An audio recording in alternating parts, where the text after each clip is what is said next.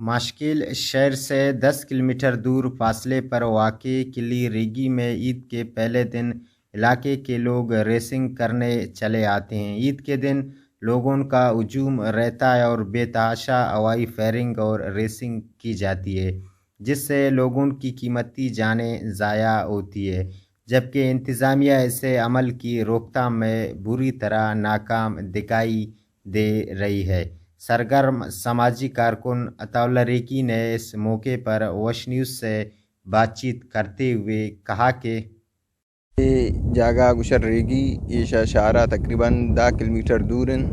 ادھر گاڑی والا آئے گا ایک مدن تعداد ادھر ریسنگ کرنا گاون اور ادھر قیمتی جانے نقصان بیگ اور مال نقصان بیگ خطرہ ہیں اور انتظامیہ میں گزارش کی شانہ روکی اور شان خلاف کارروائی کریں۔